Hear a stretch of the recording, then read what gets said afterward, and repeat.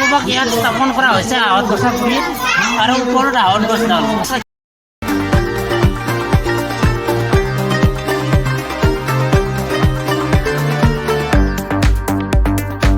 হাই friends, happy Shivaratri. আজি যিহেতু শিৱৰাত্ৰি, মোৰ ফালৰ পৰা আপোনালোকলৈ বহুত বহুত শুভেচ্ছা আৰু মৰম থাকিল। হাই ফ্ৰেণ্ডছ, নমস্কাৰ and welcome to my YouTube channel. আজি যিহেতু শিৱৰাত্ৰি, ৰাজ্যৰ বিভিন্ন প্ৰান্তত শিৱৰাত্ৰি পালন কৰি থকা হৈছে আৰু আমাৰ ঘৰৰ ওচৰতে এখন শিৱ পূজা হৈছে। আপোনালোকক শিৱ পূজা দেখুৱাম। এয়া দেখিছে, কালি আমাৰ ঘৰত কালী পূজা কৰিম আৰু কালী পূজা আপোনালোকক মই দেখুৱাম।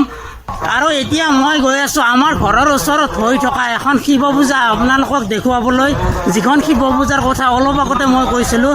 আৰু মোৰ লগত ভাইটি আহিছে, আমি দুজনে যাই আছোঁ। অলপ দেৰি হ'ল, এতিয়া মই শিৱ পূজা পাই গ'লোঁ।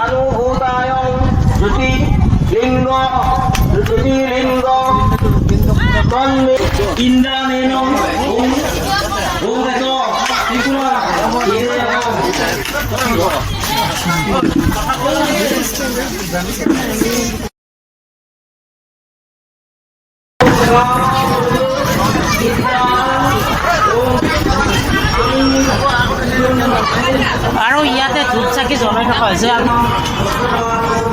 আৰু ইয়াতে চাওক পূজা হৈছে, শিৱ পূজা মহাশিৱৰাত্ৰি। যিহেতু আজি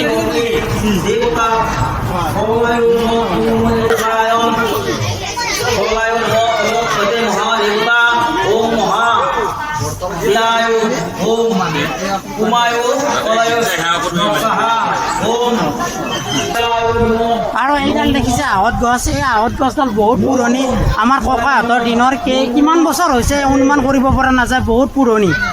আৰু এই আঁহত গছৰ তলত শিৱ পূজা কৰা হয়। আৰু এয়া চাওক, শিৱ বাবাক ইয়াত স্থাপন কৰা হৈছে আঁহত গছৰ গুৰিত আৰু ওপৰত আঁহত গছডাল। শিৱ বাবাক স্থাপন কৰা এটা কাৰণ মই আপোনালোকক জনাই আছোঁ। গছৰ তলত এটা নদী আছে, এইটো কৈলাশৰ নদী। আমি প্ৰতি বছৰে ইয়াতে শিৱ পূজা উদযাপন, নদীৰ মাজত এখন চাং বনাই শিৱৰ যিটো ফেমিলি সদাশিৱ, পাৰ্বতী, কাৰ্তিক, গণেশ, এই চাংখনত ইয়াত স্থাপন কৰি শিৱ পূজা উদযাপন কৰা হয়। কিন্তু বতৰ যিহেতু বেয়া, মানে বৰষুণ যেতিয়া তেতিয়া আহে, বৰষুণৰ কোনো ঠিকনা নাই, সেইকাৰণে এইবাৰ ওপৰত স্থাপন কৰা হৈছে। আৰু এতিয়া মই গৈ আছোঁ ভোগঘৰলৈ। ইয়াত যিবিলাক মানুহে আগবঢ়াই তেওঁলোকক ভোগৰ ব্যৱস্থা কৰা হৈছে। আৰু এইবিলাক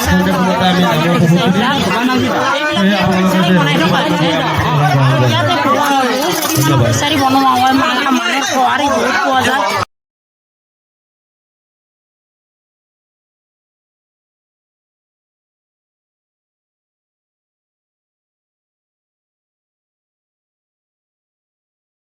আৰু এইবোৰ এয়া বিলাহী টপ, পূজাৰ এটা পৰম্পৰা আছে, বিলাহী টপ বনোৱা হয়। আৰু এয়া বিলাহী টপ।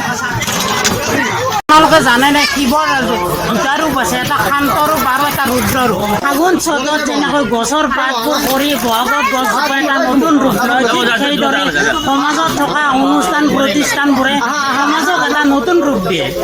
কাৰণ সমাজত যিকোনো পূজা বিহু বা কিবা কিবি আহিলে আমাৰ মনটো আনন্দ আৰু উল্লাহেৰে ভৰি পৰে।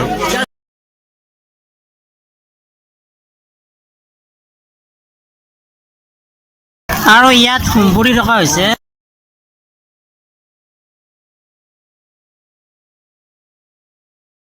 খিচাৰি দি থকা হৈছে। শিৱৰ ভোলা নাম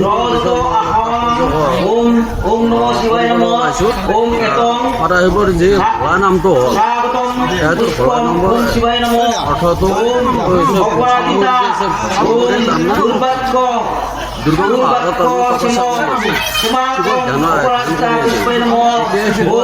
শিৱ সন্তুষ্ট হয় ভস্মাসুৰৰ ওচৰতে। তেতিয়া ভস্মাসুৰে শিৱৰ পৰা বৰ বিচাৰিছে। তেতিয়া শিৱ কোনো কথা নহবা হয়, তাৰমানে তেহেঁতক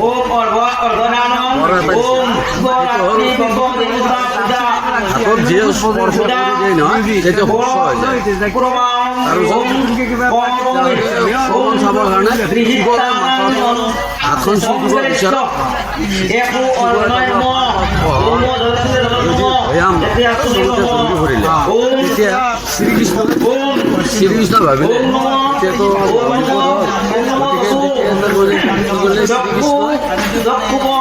আধা নাৰী আৰু আধা শিৱ হ'ব